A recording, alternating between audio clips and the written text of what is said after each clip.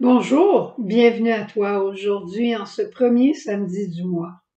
J'aimerais te présenter quelqu'un aujourd'hui, quelqu'un que tu connais beaucoup, quelqu'un que tu connais et que tu aimes, la Vierge Marie. Mais cette Vierge Marie-là, elle a toute une histoire. Je t'en parle aujourd'hui pas seulement parce que c'est le premier samedi du mois, mais aussi parce que demain, ce sera la fête de la Nativité de Marie. Mais comme la Nativité de Marie va passer en second lieu derrière la résurrection de Jésus, à savoir le mystère dominical, alors j'ai pensé aujourd'hui de parler de notre mère. Cette Vierge Marie, elle était dans la chambre de Sœur Jeanne. Et quand j'ai eu la joie de l'accompagner pendant 5 ans au point de vue plus au niveau de sa santé, souvent j'étais devant des situations que je ne connaissais pas, sur lesquelles j'étais pas nécessairement habilitée à intervenir, mais toujours je regardais cette Vierge Marie-là et je la regardais puis je lui disais, Marie, qu'est-ce que je vais faire? Puis là, il me venait souvent, très souvent, pour pas dire tout le temps, il me venait une idée des plus simples. Alors, tu comprends que je me suis attachée beaucoup à cette Vierge-là, et maintenant que je suis à Bécomo, responsable de l'infirmerie, je suis juste pharmacienne, moi, je suis pas une infirmière, rien d'autre que ça, mais je regarde souvent cette Vierge Marie-là, et je lui demande, Marie, qu'est-ce que je vais faire avec ça? Et encore une fois, elle est celle qui vient me conduire. Je dois te dire que ce qui caractérise une réponse de Marie, c'est souvent quelque chose qui aurait été plausible dans son temps à Nazareth. Des petites choses toutes simples. Ce qui fait qu'il m'appelait le docteur de campagne. C'était des choses simples, pas des choses compliquées. Et ça, c'est le propre de Marie. Marie, si on lui demandait aujourd'hui, parce que sur cette statue-là, on la voit, ce qui est écrit en bas, c'est 5 heures de Marie. C'était le nom de la communauté de Sœur Jeanne, les Sœurs du 5 heures de Marie. Ce qui est propre aussi à cette Vierge-là, c'est son manteau bleu. Et on pense souvent que la Vierge Marie vient nous envelopper. Si on lui demandait aujourd'hui qu'elle nous enveloppe de sa maternité spirituelle, et j'ai sorti 4 points, on pourrait en sortir beaucoup plus que ça, mais 4 aspects de sa maternité spirituelle à notre service, parce que le moment, c'est toujours au service de ses enfants. Alors, d'abord, sa simplicité d'abandon. Marie a regardé le Seigneur et lui a dit, « Je suis la servante du Seigneur, qu'il m'advienne selon sa parole. Que ta volonté soit faite, Seigneur. » Marie avait une confiance absolue en Dieu.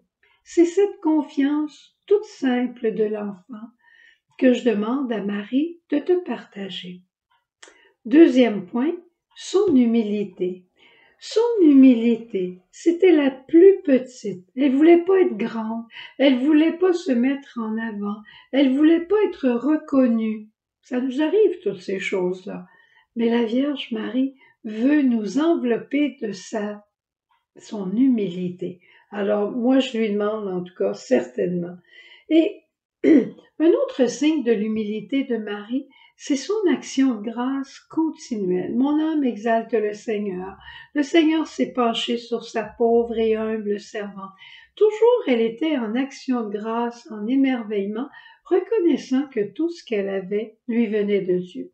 Un jour, Sœur Jeanne m'a dit, « Est-ce que tu aimerais connaître le niveau de ton humilité? » Évidemment qu'à rien. J'ai dit oui. Elle dit, regarde le niveau de ta douceur. Ton humilité, c'est l'état de ton âme devant Dieu. Mais le fruit de ton humilité, c'est ta douceur avec tes frères et tes sœurs. J'ai compris. J'avais encore du travail à réaliser. Et plus encore, le bon Dieu avait beaucoup de travail encore à faire avec moi. Mais me fiant à la Vierge Marie, je vais mettre ici, me fiant à la Vierge Marie, j'avais aucune peur, aucune crainte. Le troisième point, et je fais un peu plus vite, le troisième point, c'est la charité au quotidien. L'amour qui bannit la peur et l'amour qui nous rend patients. C'est cet amour-là que j'aurais envie de demander pour toi puis pour moi. Cet amour qui nous amène à la délicatesse de la charité, la délicatesse des relations fraternelles. Allons pas rêver dans les grandes atmosphères. Qu'est-ce qu'on pourrait faire pour être l'être le plus charitable du monde? Regardons les petits événements quotidiens autour de nous. C'est là que le Seigneur nous parle. Et dans ces petits événements-là, eh bien, essayons d'être le plus charitable possible, le plus doux, la plus douce possible, la plus patiente possible. Et Dieu manifeste sa miséricorde par sa patience.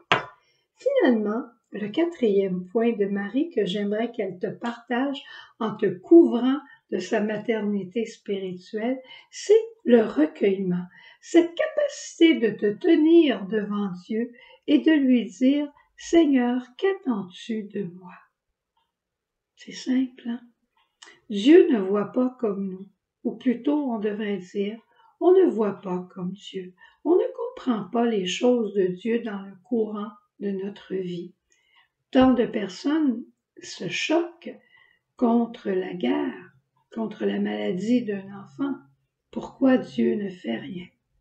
Arrêtons-nous devant le Seigneur et n'ayons pas peur simplement de rester en sa présence pour que lui vienne nous expliquer ce qu'on ne comprend pas. Et je suis certaine que Marie, aujourd'hui, elle intercède pour nous comme elle a intercédé à Cana. À Cana, la prière d'intercession de Marie était comme le battement du cœur en deux temps. Il y avait une partie ascendante et une partie descendante. La partie ascendante, c'est Marie qui parle à Dieu, à Jésus, de chacun de nous. Ils n'ont plus de vin. Elle n'a plus de recueillement. Elle manque, elle fait des efforts de charité, mais elle aurait besoin d'un coup de pouce de charité.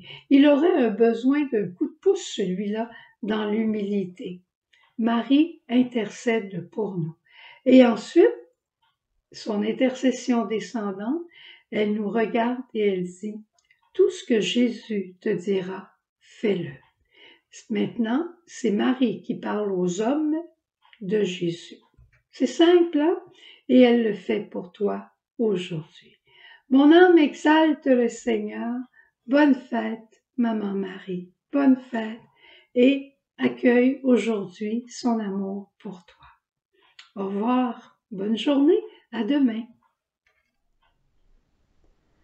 Viens à moi, à mes pieds, je parlerai à ton cœur, je suis ton Seigneur.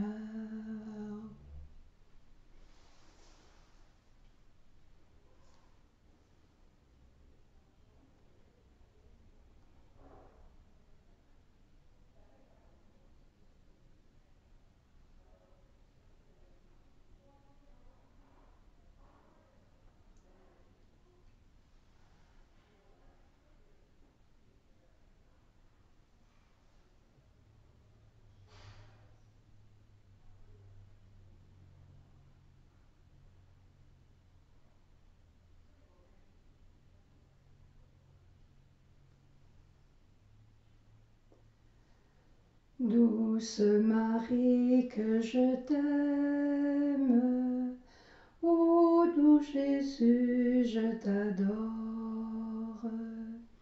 Douce Marie, que je t'aime, ô doux Jésus, je t'adore.